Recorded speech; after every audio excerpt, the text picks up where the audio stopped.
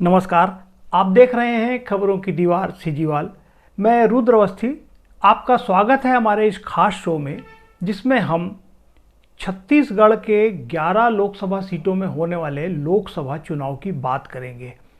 कुछ पिछले आंकड़ों पर नज़र डालेंगे, जिससे यह समझा जा सके कि छत्तीसगढ़ राज्य बनने के बाद हुए चुनावों में किस तरह का पैटर्न रहा है और किस तरह की स्थितियां बनती रही हैं। छत्तीसगढ़ में लोकसभा चुनाव के आंकड़े दिलचस्प हैं।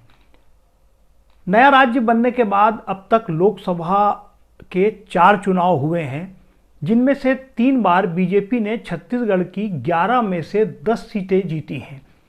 219 का पिछला लोकसभा चुनाव ही ऐसा था जिसमें बीजेपी को 9 सीटें मिली और 2 सीटें कांग्रेस की झोली में गई थी। प्रदेश की कई सीटों पर बीजेपी लगातार लोकसभा के सभी चुनाव जीतती रही है, जबकि कोरबा, बस्तर, दुर्ग और महासमुंद सीटें ऐसी हैं जहां से कांग्रेस को भी कामयाबी मिल सकी। छत्तीसगढ़ राज्य बनने के बाद हुए लोकसभा के चुनावों पर नजर डालें तो 2004 में प्रदेश का पहला लोकसभा चुनाव हुआ, जिसमें बीजेपी ने 11 में से 10 सीटें जीती। बस्तर से बलिराम कश्यप, कांकेर से सोहन पोटाई, राजनांदगांव से प्रदीप गांधी, दुर्ग से ताराचंद साहू, रायपुर से रमेश बैस, बिलासपुर से पुन्नूलाल मोहले, जांजगीर चांपा से करुणा शुक्ला, सारंगढ़ से गुहाराम अजगले, रायगढ़ से विष्णुदेव साय और सरगुजा से नंद कुमार साय बीजेपी की टिकट पर लोकसभा के लिए चुने गए थे।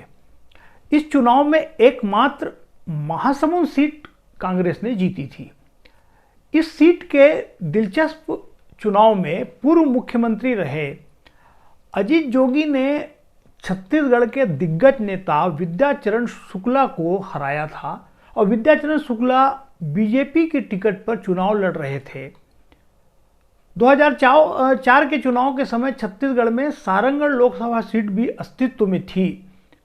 अनुसूचित जाति के लिए रिजर्व इस सीट पर बीजेपी के गुहाराम अजगले ने जीत हासिल की थी।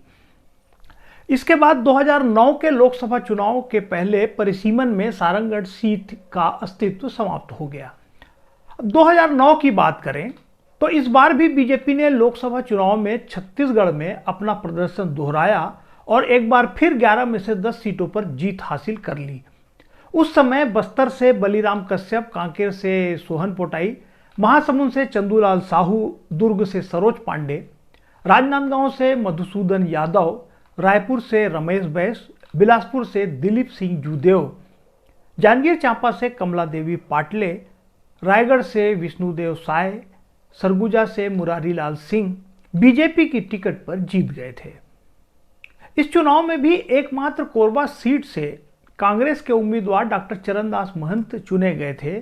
2009 के चुनाव के पहले लोकसभा सीटों का जो परिसीमन हुआ था, उसमें कोरबा लोकसभा सीट पहली बार अस्तित्व में आई थी।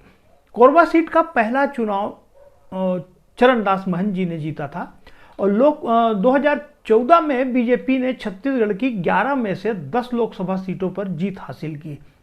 इस बार चुनाव में बस्तर से दिनेश कश्यप, कांकेर से विक्रम उसेंडी, महासमुंद से चंदूलाल साहू, राजनांदगांव से अभिषेक सिंह, रायपुर से रमेश बैस, बिलासपुर से लखनलाल साहू, जांजगीर चांपा से कमला देवी पाटले, कोरबा से बंसीलाल महतो, रायगढ़ से विष्णुदेव साय, सरगुजा से कमल भान सिंह मरावी बीजेपी की टिकट पर जीते।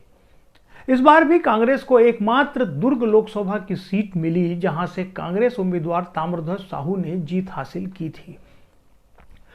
2019 की बात करें तो पिछला जो चुनाव हुआ उसमें बीजेपी को छत्तीसगढ़ की 11 में से 9 लोकसभा सीटों पर जीत हासिल हुई थी।